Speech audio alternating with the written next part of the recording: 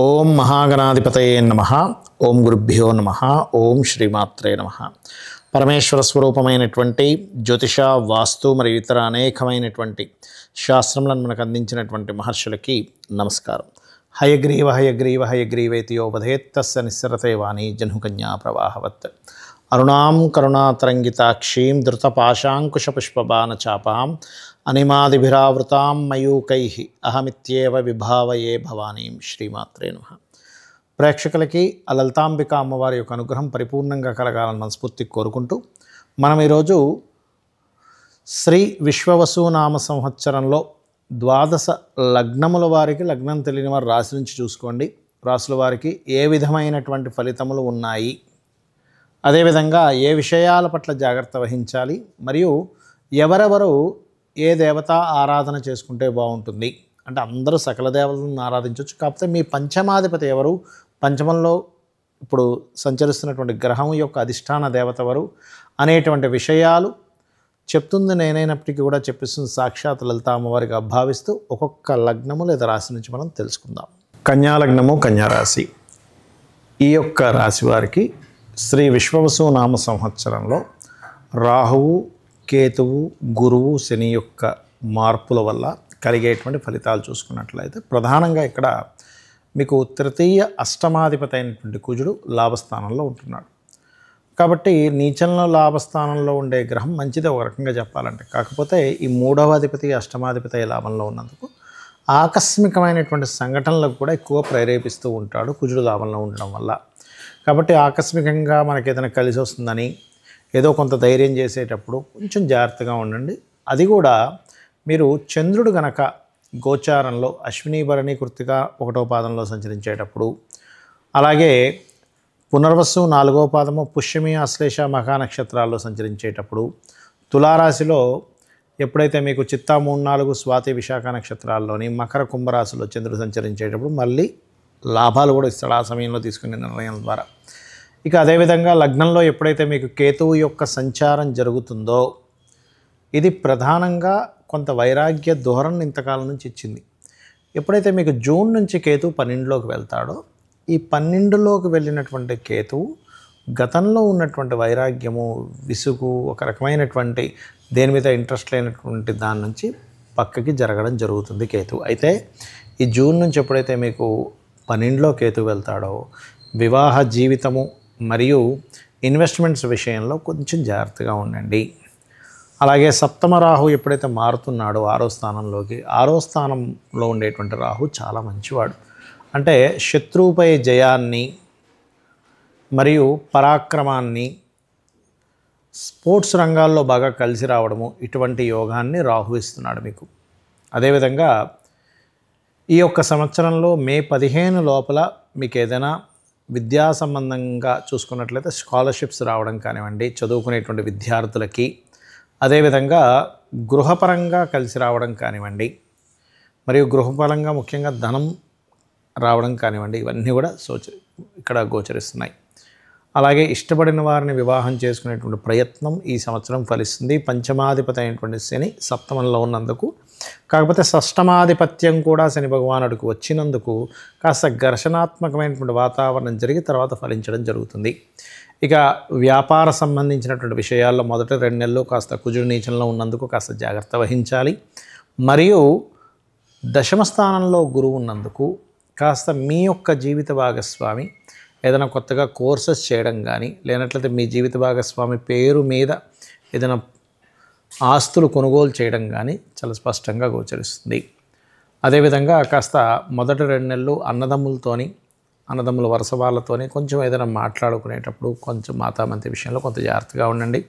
2వ సంతానం కోసం ప్రయత్నం చేసేటువంటి వారు కూడా ఈ సంవత్సరం అనుకూలంగా ఉంది చెప్పాలంటే. కొత్త ఉద్యోగ అవకాశాలు కూడా లభిస్తాయి, అందులో ఎటువంటి సందేహము లేదు.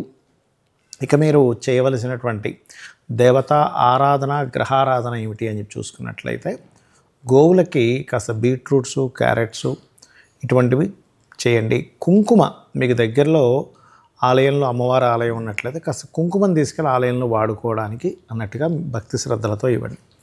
అదేవిధంగా వ్యాపార రంగాల్లో ఉండేటువంటి వారికి మరింత ఎక్కువ ఇబ్బందులు ఎదుర్కొనేటువంటి వారు ఓం ఇంద్రగోప పరిక్షిప్త స్మరతోనా భజంగికాయై నమః అనే నామస్మరణ చక్కటి ఫలితాలను ఇస్తుంది. ఇక చాలామందికి జాతకం తెలియదు, అంటే వాళ్ళ లగ్నం కానీ రాశి కానీ ఏమీ తెలియదు, కానీ గ్రహాలు మారుతున్నాయి అంటున్నారు, ఏం చేయాలో అర్థం కాదు.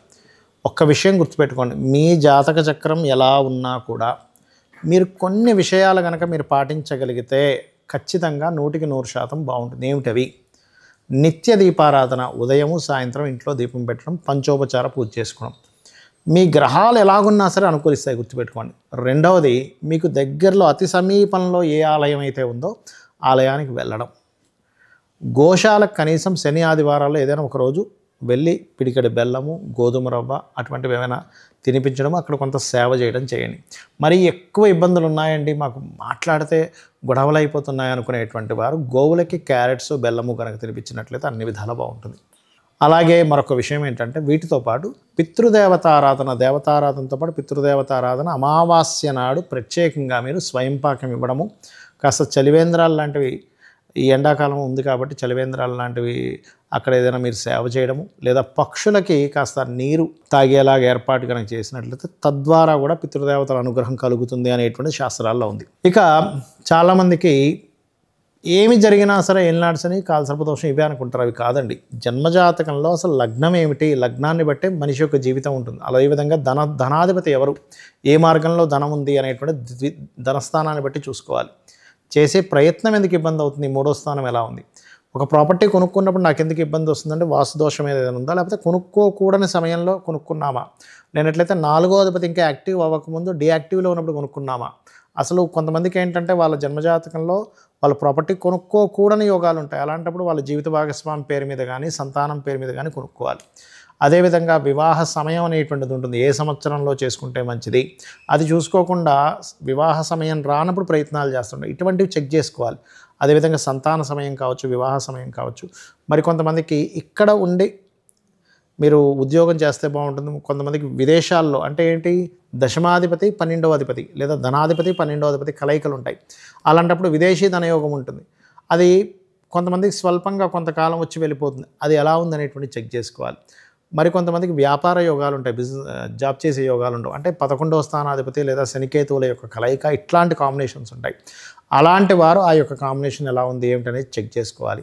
ఈ రకంగా అసలు యోగాలు ఏమున్నాయి, అవయోగాలు ఏమున్నాయి, మహాదశ ఏం నడుస్తుంది, అంతర్దశ ఏం నడుస్తుంది, గోచారంలో ఉండేటువంటి గ్రహాలు వాటికి సపోర్ట్ చేస్తున్నాయి, అపోజ్ చేస్తున్నాయి, ఇవి చూసుకోవాలి. కానీ ఎంతసేపు ఏలినాటి శని వచ్చేసింది కాబట్టి నాకేమీ పనికిరాదు కాబట్టి నేనేమి చేయకూడదు, ఇవి కాదు, గుర్తుపెట్టుకోండి. ఎందుకంటే శాస్త్రంలో ఎక్కడా కూడా ఒక్కరినైనా చూపించమనండి. ఏమంటే ఏలినాటి శని వచ్చినప్పుడు మనిషి ఎందుకు పనికి రాకుండా పోతాడు, లేదా కాలసర్ప దోషం వచ్చినప్పుడు ఎందుకు పనికి రాకుండా పోతాడు అని ఎక్కడా లేదు.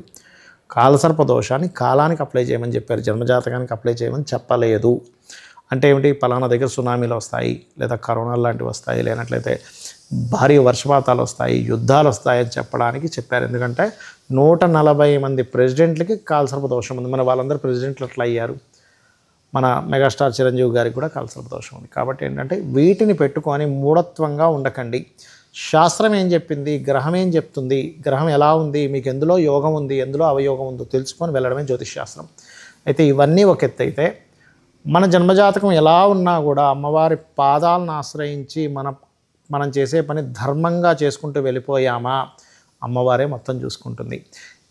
మనకి గతంలో ఏదైతే క్రోధీనామ సంవత్సరంలో అనేకమైన గొడవలు జరిగాయో, ఈ విశ్వవసునామ సంవత్సరంలో కొంత తగ్గుతుంది. కాకపోతే విశ్వవసునామ సంవత్సరం ప్రారంభమే జలరాశులు అధిక గ్రహాలు ఉన్నాయి కాబట్టి ఎండాకాలంలో విపరీతమైన వర్షాలు పడడం, జల ప్రళయాలు రావడం, నేవీ లాంటి వాటిల్లో ఉండేటువంటి యుద్ధ సంబంధించినటువంటి వాళ్ళకి కొంత ఇబ్బంది రావడము, ఇటువంటివి కొంత వస్తూ ఉంటాయి. ముఖ్యంగా గుర్తుపెట్టుకోండి. అంతేగాని కరోనా లాంటిది ఏదో వచ్చేస్తుంది ఈ షష్టగ్రహ కూటం వల్ల అంటున్నారు, అటువంటిది ఏమీ రాదు. ఏదో చిన్న చిన్న ఇబ్బందులు, షేర్ మార్కెట్ సడన్గా కొలాప్స్ అవ్వడము, మళ్ళీ సడన్గా రైజ్ అవ్వడము, ఇటువంటివి జరుగుతాయి. కొన్ని దేశాలకి ఆర్థిక మాన్యం వస్తుంది, గుర్తుపెట్టుకోండి. ఇటువంటివి జరుగుతాయి, కానీ మరొకటి ఏమీ కాదు. అదేవిధంగా ఈ సంవత్సరానికి అధిపతి రవి కాబట్టి దాని మీద కేతు సంచారం జరుగుతుంది కాబట్టి పెద్ద పెద్ద నాయకులు మార్పులు చెందుతారు. కొంచెం పెద్ద స్థాయిలో ఉండేటువంటి కొంత పీఠాధిపతులకు కూడా శని రాహువుల యొక్క కలయిక మీనరాశిలో ఉన్నందున వాళ్ళకు కొంత ఇబ్బంది కలుగుతుంది. అయితే ఏదేమైనా అమ్మవారిని, మీ ఇష్టదైవాన్ని మీరు గనక ప్రార్థిస్తూ నిత్యము ఉన్నట్లయితే, ధర్మబద్ధంగా ఉన్నట్లయితే ఆ యొక్క భగవంతుడే మనల్ని కాపాడతాడు. కాపాడాలని మీ అందరూ సుఖ సంతోషాలతో బాగుండాలని మనస్ఫూర్తి కోరుకుంటూ శ్రీమాత్రే నమః.